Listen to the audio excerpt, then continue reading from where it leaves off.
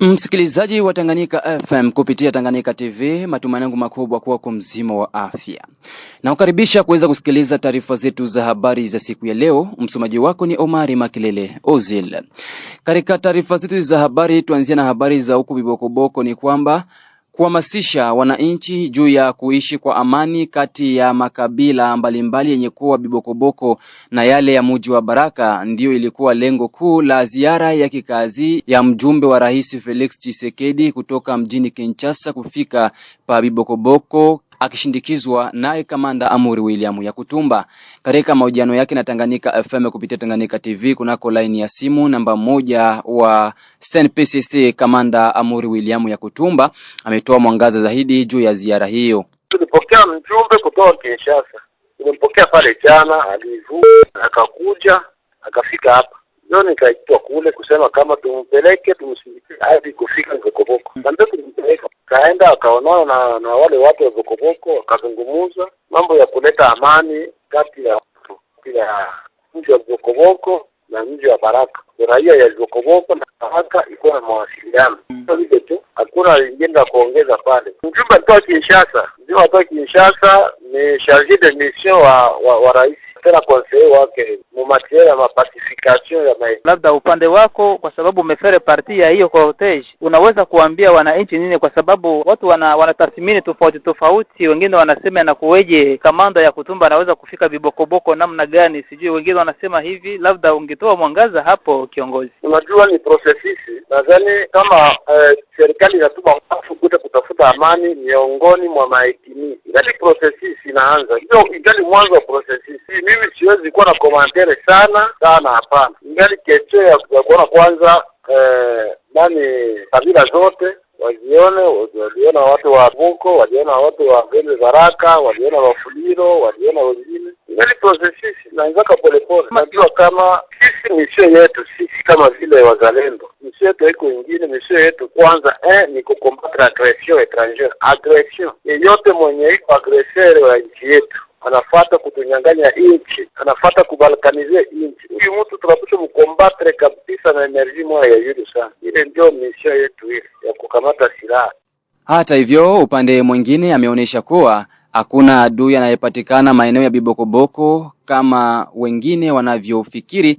Ndivyo amesema tena Amuri William Yakutumba. Tumsikilize. Mission yetu pia kama vile watu kupambana na silaha, mission ya soda ni kufanya nini? Kulinda pia raia na mali zake. Ile inakuwa mission pili ya soda. Na tunajua kama Bibokoboko iko eneo ambaye imeshikiliwa na jeshi la serikali. Bibokoboko hakuna adui. Bibokoboko uko jeshi la serikali ndio liko pale. Ni lazima watu waanze kuambiliwa. Sisi watu wanaanza kuingia mnaelewa tena. Unaona jeshi linatenganisha watu ni vita. Watu walipigana hapa kupigana, watu wako matandansi tofauti. Hapa bana beko na tandansi hii, hapa wanaweza kuwa na tandansi hii. Alafu ilifo kuandaa watu pia sababu watoke mawazo ya kujiunga na waasi. Kama gisho umesema, kiongozi, jumbe huyo maalum wa Rais Felix Tshisekedi alipofika, malengo kabisa ni kuangalia gisi ya kufanya upatanisho kati ya makabila wakiwemo Wanyamulenge pamoja na watu wa upande wa huku sehemu za Baraka, Fizi na sehemu zingine. Wewe kwa upande wako unakuwa na maoni gani kuhusu hiyo kauli ya huyo mjumbe? Mimi sijatoa maoni yangu, nakwambia kama sijatoa maoni yangu mimi. Maoni yangu ni kusema kwamba amani ni kitu ya kutafuta amani. Lakini kusema maoni yangu kuwe hivi hapa. Community zote zinapaswa kwanza kusensibiliser community. Nakwambia nini? Ile tu nikwambia mawazo yangu. Kwa watu waniuliza hata kule Bibokoboko. Wakasema maaki hivi tunatafuta kushuka kule tuanze fika kule hata kesho tunaanza fika. Ya Kutumba tuambia nini? Mimi siwezi barakirei.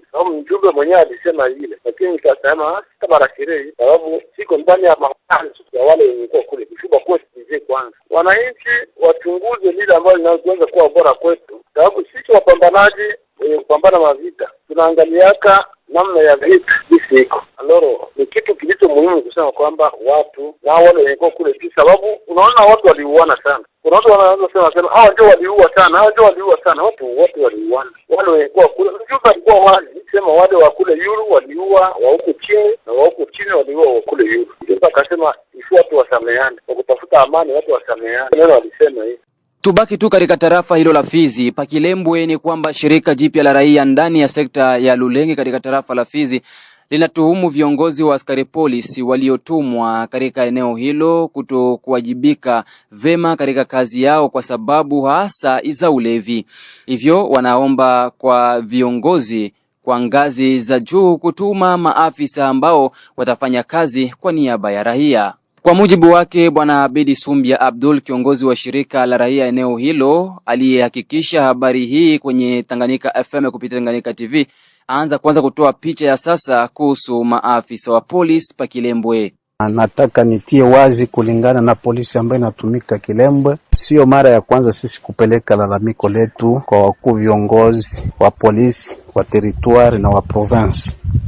Mara nyingi wakuu viongozi hawatujibu kwa sababu ya viongozi ambavyo vinatumwa hapa wa komanda siate wa Kilembwe. Kilembwe hizi siku zote kutoka kwa Kilegalega, komisari Kilegalega na komisari Mboto, Kilembwe kabisa yapata kabisa viongozi vya polisi vyenye kukamilika, vyenye kuwa timamu kwa kufuatilia kazi. Viongozi ambavyo vinapelekwa hapa ni walevi sana, kufuatilia kazi hakuna, wadeteni wanatoroka ndani ya kasho. Hivyo vitu vyote vinaleta huzuni sana. Hata kwenye mikusanyiko wanaweza kusubiriwa wa polisi wafike, hawatafika. Na ndio maana kila mara tunapeleka lalamiko zetu. Kwa nini kila mara kupeleka viongozi walevi, viongozi ambavyo havifuatilii kazi? Polisi haina muordre, polisi haifungi watu, hata wakuwapatia maneno hawawezi wakapatia maneno tena watu ambao wafuatilie maneno. Ndio maana tulikuwa nalilia wakuu viongozi wa province, wa territoire, kamate Lulenge kama vile sekteri zingine za Republique Democratique ya Congo, watuletee wakomanda siate wenye kukamilika na wachapakazi. Wasikuwe kila mara kutuletea walevi, waprisoni wanatoroka hovyo, maneno hazifuatiliwi. Hiyo ndio lalamiko yetu tena mara nyingine. Watusikie, watubadilishie viongozi vya la polisi. Ingawaje polisi ni ndogo, lakini watubadilishie viongozi wa polisi, watuletee wachapakazi, tutoshea hao ambao hawajui kazi wanafuata huku ulevi. Wakiendelea kututilia tu watu, hata maimaji zao tutaenda wapeleka kule wakati wako walevi, mwanzo na gisi wanaumia na gisi wako walevi tu watafanya komande magani. Mwishowe Abedi Sumbia Abdul ameomba kwa viongozi kutuma maafisa wengine ambao watatenda kazi kwa faida ya wananchi wa Kilembwe. Tulianzaka na Major Wambali wakati alifika hapa kwa sababu alirudi hapa Turumbili juu ya ulevi wake, na tukaandika ulevi, kukuta kitu cha mtu ananyang'anya yeye sawa vile komandasi hata tena Major, kunwa pombe ovyo ovyo.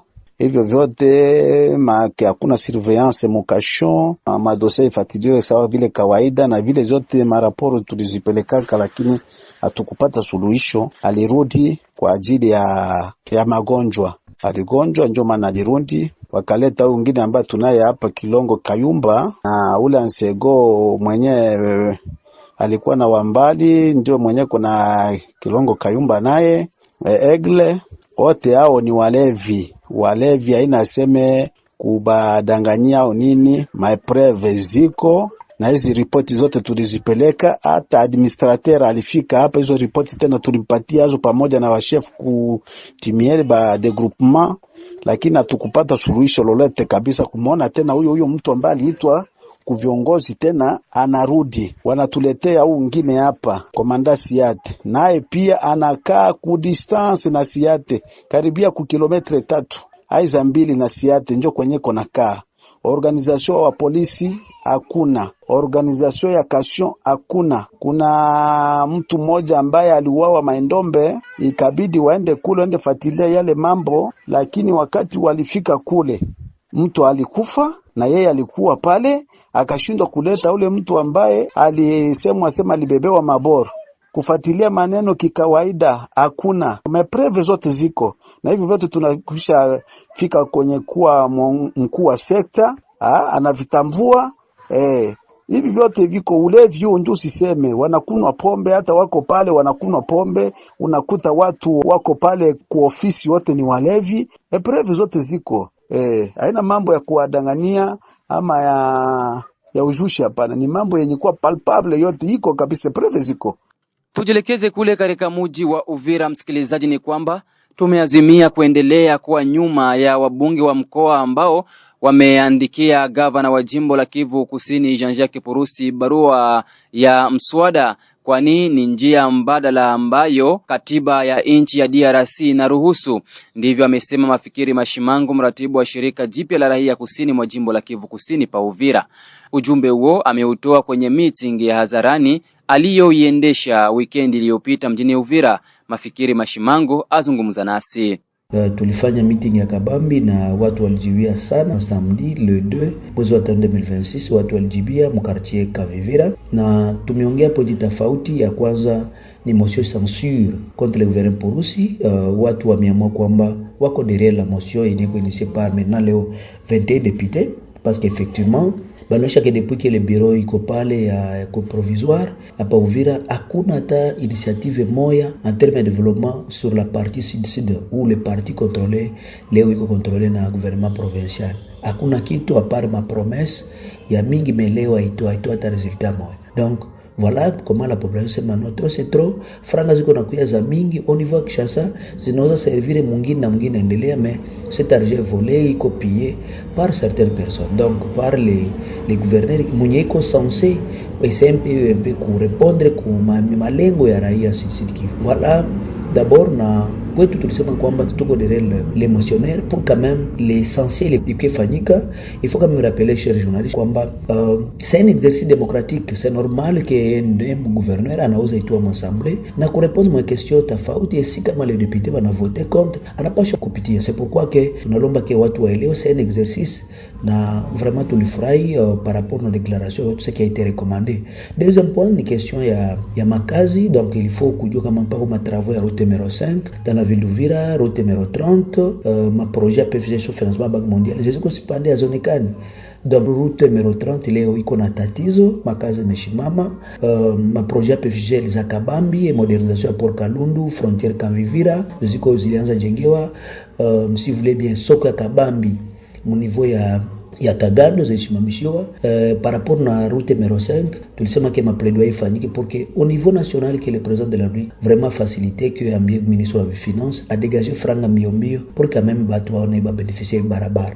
Tofauti na hayo, ripoti zingine mbalimbali zilizoweza kuzungumziwa kama vile usalama na pesa za wazalendo zinatoka Kinshasa ambazo azifiki mahali husika. Mafikiri Mashimango arejea mara tena.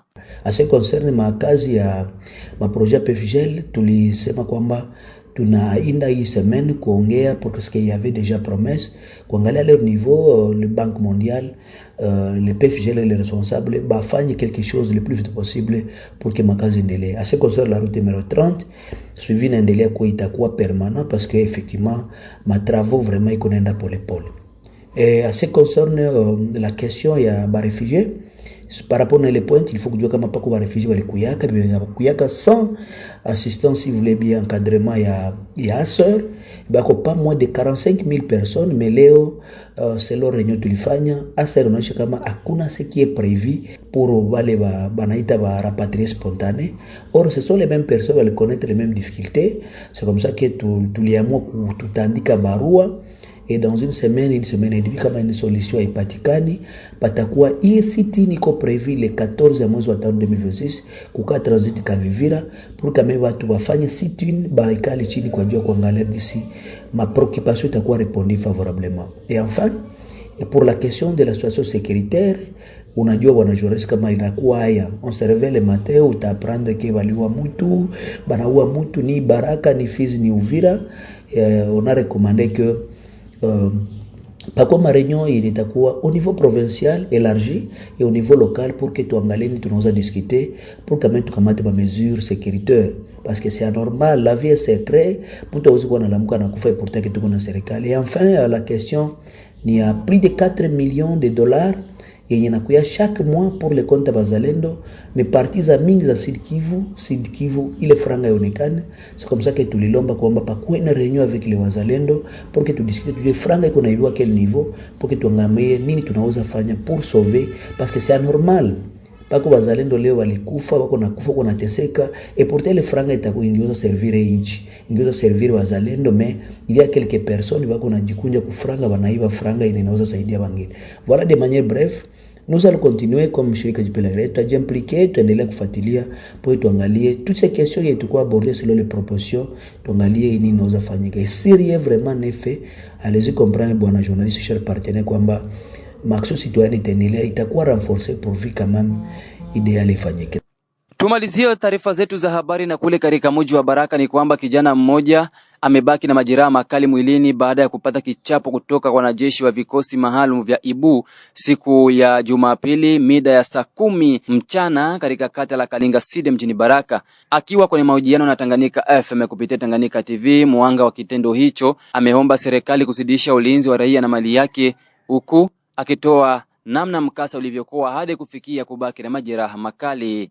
Hii ni maumivu ya jana. Jana ilikuwa mida ya saa 10, natoka juu huko. Nakuta pale chini jirani yangu mtoto wake anapigana na soda. Kenda pale nikabamua. Mimi kubamua ule soda akaenda kule kwake kwenye hanekala. Kufika kule akata bunduki na wenzake mpaka kwangu nyumba. Wakanambia mimi ndio nakimiza kule mwenye alikuwa anapigana naye. Hawakuuliza A wala B. Wakafanya nini? Kunipiga. Walikuwa zaidi ya 12. Kunipiga. Mpaka mimi nikaumia vikali sana. Bahati mzuri nikakimbilia mwangu. Nikimbilia mwangu wakafuata hadi mwangu mnyumba kunifuata. Mimi naye asira ya mule mwangu nikakava mpanga na tapiga ule mwenye aliingia mule mwangu. Wakaniwai, njoo wakanitoa saa nje, wakanipiga vikali, nikaumia mpaka nikaenda jana hospitali kutunziwa, nikashonewa. Kaka usiku unaona hapa hivi, nasikia nikatunziwa, lakini sikuona chochote kile ambao walikuwa asubuhi, kulikuwa nini wala nini hawakufika. Ndio naumia hadi humu mtumbu, mbavu. Kwa hiyo kwa kuwa walipiga mimi na nini za bunduki. Nasikia na kichwa mote naumia mpaka nasikia maumivu makali mshingo. Chenye mimi ningeomba serikali ifanye nguvu, itenge raia na jeshi ngambo yao. Nasema sikuongea kitu chochote, bahati mzuri wajani wote wako pale na wote wanashuhudia kila kitu. Tumalizie tu na habari za Baraka ni kwamba imezinduliwa rasmi kwenye shule la Mwenge wa Taifa mjini Baraka mitihani ya taifa awamu ya kwanza, naye meya wa mji wa Baraka akishirikiana na viongozi mbalimbali akiwemo kiongozi wa kielimu na kijeshi, ambako wanafunzi 24,940 ndio walishiriki mitihani hiyo katika jimbo la kielimu la Kivu Kusini ya pili. Katika neno lake la ufumbuzi, meya kwa muda wa mji wa Baraka Bwana Buisemene Lambert Wilonja ameomba kwa wanafunzi kutoa uoga na kutumika mitihani kwa kujiamini, kwa kuwa yote waliofundishwa ndiyo yanakuja kwenye mtihani. Malgré les circonstances de la guerre imposée par le Rwanda, mais le président ne cesse. Licha ya changamoto za vita ambazo tunapitia kwa uvamizi wa Rwanda, ila rais haji kuwa pamoja na vijana. Na vijana ndio nchi ya Jamhuri ya Kidemokrasia ya Kongo. Na ni kupitia shule ndipo mtu hujitambua. Ndio maana tunapenda kuwasisitiza kuwa maisha huandaliwa na shule, kisha kupata diploma ndio mtajitambua ili kuongoza nchi. À travers l'école. Et après le diplôme, c'est là que vous allez être les responsables pour gérer ce pays. Tout le monde qui est ici, il a été élève au niveau. Sisi wote mnaotuona hapa tulikuwa wanafunzi kama nyinyi. Nitawaomba kuwa watulivu hata mbele ya mitihani. Chukulieni mitihani hii kama maisha yenu. Ni maisha yako, ni future yako. Mitihani hii ni katika programu uliopata kwa mwaka mzima. Ndio maana mjitoe kikamilifu katika kupambana na mitihani ambayo mtaenda kuifanya. Ni kupitia maneno hayo ndio nafungua rasmi mitihani ya taifa kwenye shule la Mwenge. A partir de l'Institut Mwenge wa Taifa où vous êtes. Mwishowe Bwana Albert Bope Piema, kiongozi wa jimbo la kielimu la Kivu Kusini ya pili, ameshukuru rais na wazazi waliojitolea kupeleka watoto wao mashuleni licha ya hali ya sasa ya usalama kuzorota. Nous rendons hommage à son excellence monsieur Félix Antoine Tshisekedi Tshilombo, président de la République démocratique du Congo. Tunatoa heshima kwa Rais Félix Antoine Tshisekedi, kwa kujitolea kwake kufanya elimu kuwa moja ya kipaumbele chake katika muhula wake wote na kujitolea kwake kutafuta amani nchini Jamhuri ya Kidemokrasia ya Kongo juu ya raia waishi vizuri. Tunatoa vile vile shukrani zetu kwa waziri wa taifa husika na elimu Bi Raissa Malu Jinanga. Tunatoa pongezi zetu kwa mapatna wetu wasiopingika, wazazi wa wanafunzi ambao licha ya sasa walihamasisha watoto wao kumaliza mwaka licha ya vita vya mara kwa mara.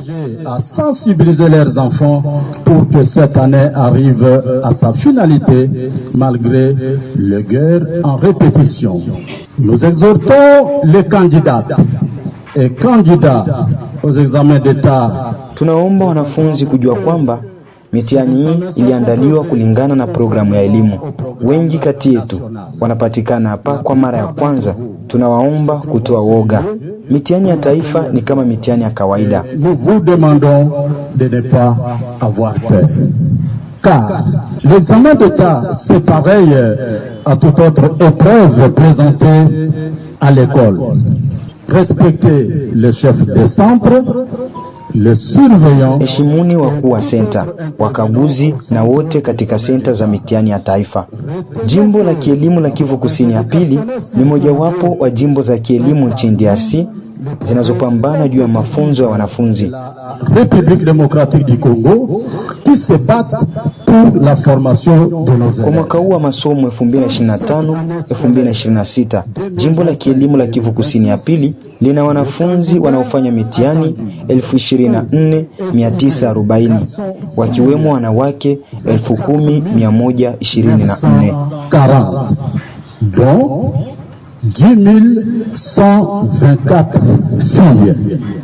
Msikilizaji wa Tanganyika FM kupitia Tanganyika TV, ni hapo ndipo natamatisha taarifa zetu za habari za siku ya leo. Mimi ni Omari Makelele Ozil.